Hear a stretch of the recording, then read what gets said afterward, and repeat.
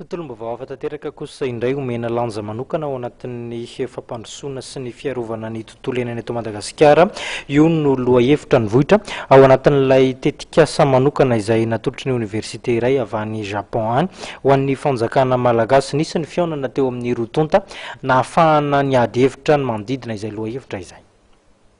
Anolotra tetikasa maharitra mikasika amin'ny fampandrosoana sy ny fiarovana ny tontolo iainana ny fanjakana malagasy ny Omena National Universite any Japon arovatsy ny tetikasa vola izany. Io ny vokatry ny fikarohana izay nitoto-sainty Universite Japonais ity niaraka tamin'ny Universite anatin'ilay dia ny departemanta rano sy ny ala eo anivon'ny faculté en sciences agronomiques roa herinandro lasa izao tany Ambatondrazaka sy Beforona. Nona tamin'ny fiadidin'ny Universite anatin'ilay ireo délégation avy amin'ny Omena National Universite maraina io teny Katso. Mitondra fanazavana mikasika izay ny Dr Lucien talen'ny serasera iraisam-pirenena eo anivon'ny Universite anatin'ilay. Mazava ho azy moa zany fa ao anatin'izany tena hoe ny faratratsinana isan'ny tena mampiasa be an'ity le fomba fambolena tavy izay fandorana ny ala sy défrichement zany izay tena manafaingana be zany ny fahasimban'ny tontolo iainana. Hitanay ihany koa zany hoe fidina manokana ny faratratsinana iny satria ao anatin'ny faratratsinana iny koa zany dia misy ihany ireo fitrandrahana ny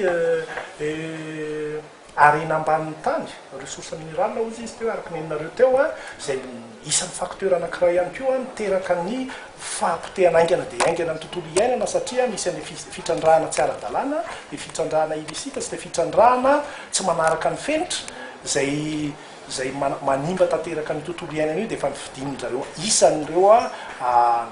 ny fantenany manokana ny faritra iny zany zay. Eo ihany koa zany ny fantenany manokana ny faritra iny satria ny faritra iny zany no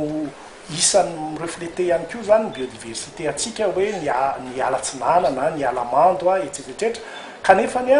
vu zany hoe ny vulnérabilité ozy nytenenany teo hoe ny faharefon'ireo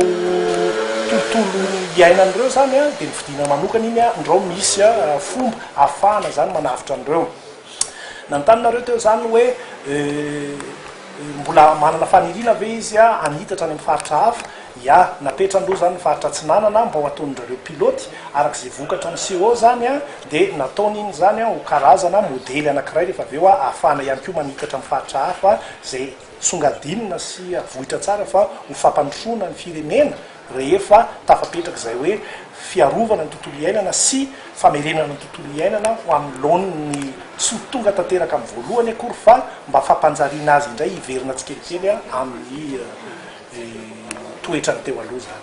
Nisy ny atrikasa izay nitoto-saina io tolakandro io teny amin'ny faculté des sciences agronomiques eny Katso fotoana nahafahana nanolotra ny valo fanadihadiana izay nitoto-saina niaraka tamin'ity Université Japonais ity.